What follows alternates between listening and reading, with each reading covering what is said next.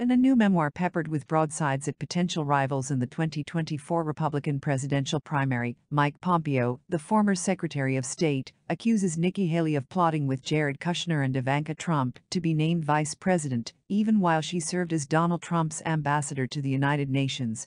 Ron DeSantis speaks at an annual leadership meeting of the Republican Jewish Coalition in Las Vegas.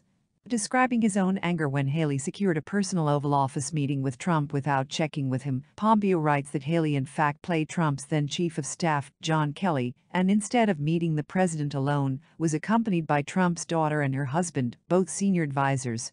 As best Kelly could tell, Pompeo writes, they were presenting a possible Haley for vice president option. I can't confirm this, but Kelly was certain he had been played, and he was not happy about it.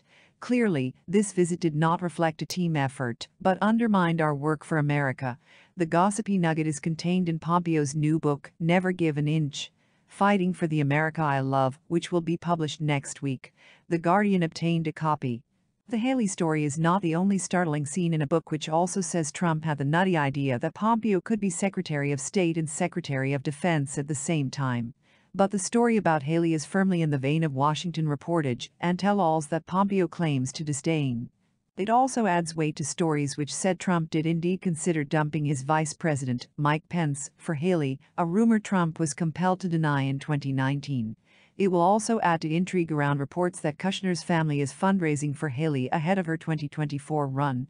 A year out from the primary, Trump is still the only declared candidate for the Republican nomination.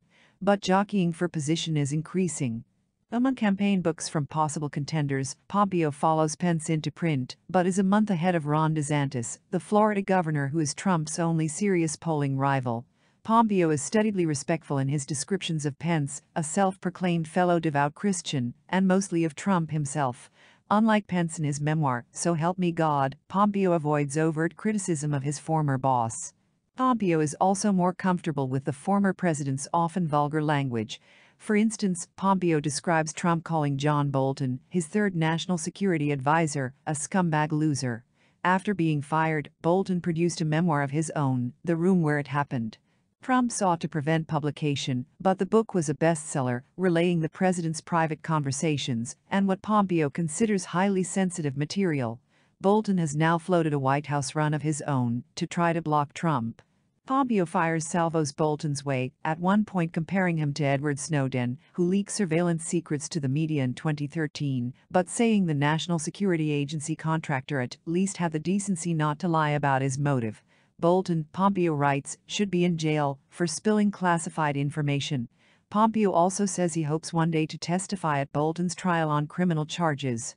Regarding Haley, who has also published books as she considers a presidential run, Pompeo disparages both the role of UN ambassador, a job that is far less important than people think, and Haley's performance in it.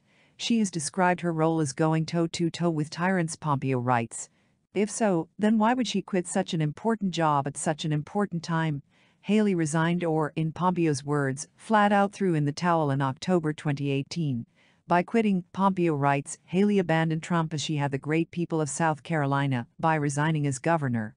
True to his title, Pompeo does not give an inch in his descriptions of his own success, first as CIA director and then atop the State Department. But the former soldier and congressman does spill details of a private conversation in which, he says, the president's chief of staff said Trump wanted him to add Secretary of Defense to his portfolio while remaining Secretary of State. According to Pompeo, on 19 July 2020, midway through the tempestuous summer of the coronavirus pandemic and protests for racial justice, Trump's last chief of staff, Mark Meadows, told him Mark Esper was not going to make it at the Pentagon for much longer.